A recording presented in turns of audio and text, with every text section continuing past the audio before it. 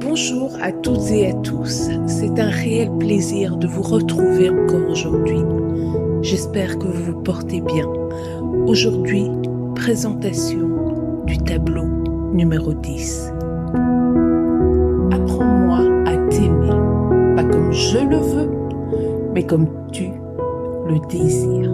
Pour ce faire, sache que sans apprendre à le connaître, en savoir plus sur lui, tu ne pourras pas l'aimer davantage. Tu peux entendre parler de Jésus en rue, à l'église, sur Internet ou en tout autre endroit. Et tu pourrais penser, ou tu penses que tu le connais. Mais je t'invite à t'arrêter et à prendre le temps d'ouvrir ta Bible, car toutes ces personnes ne parleront que de quelques facettes de Jésus. Et la Bible te parlera de qui est Jésus et de ce qu'il dit de toi et de qui tu es. Tu veux connaître Dieu? Eh bien, c'est aussi en passant du temps avec lui. Non, non, pas besoin d'agenda, d'excuses, d'expériences, de connexion Internet, de montres, d'endroits ou de situations de vie. C'est un peu comme ton ami. Tu le connaîtras de plus en plus en passant du temps avec lui, en lui posant des questions. La chose pour cela, ton cœur. Mais sache qu'une vie ne suffira pas pour connaître et comprendre qui est Dieu. Il ne suffit pas de dire « j'aime Jésus », mais il faut aussi garder ses commandements. Si tu t'approches de lui, il s'approchera de toi.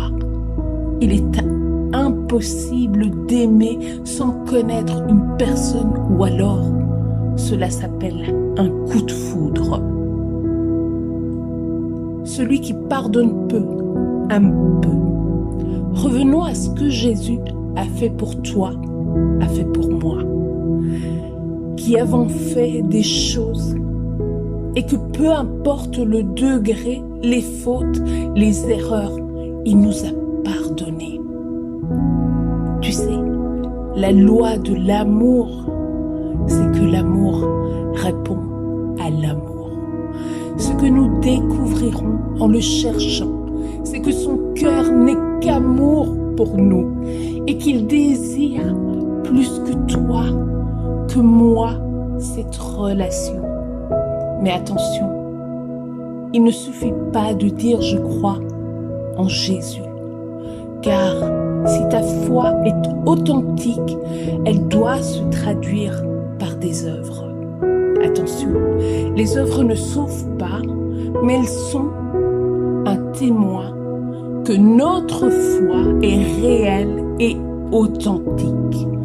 Que tout ce que tu déclares ou proclames de ta bouche sorte de ton cœur. Autrement, elles sont des paroles en l'air, des paroles vaines. Pourquoi dire « Seigneur, Seigneur » et ne pas faire ce que je te demande? Si c'est le cas, tu bâtis ta maison sur le sable. Il suffit d'un coup de vent et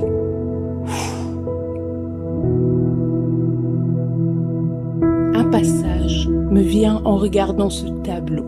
Tu peux le retrouver dans 1 Jean 4, 20. Si quelqu'un dit « j'aime Dieu » et qu'il haït son frère, c'est un menteur. Car celui qui n'aime pas son frère qu'il voit est incapable d'aimer Dieu qu'il ne voit pas. Je tenais à remercier chacune et chacun pour le temps que vous m'avez consacré, pour votre présence. Je vous souhaite le meilleur pour la suite. Et c'est avec le plus grand des plaisirs que je vous retrouverai dans le cadre d'une prochaine vidéo. Mais jusque-là, portez-vous bien. À très bientôt avec le plus grand des plaisirs.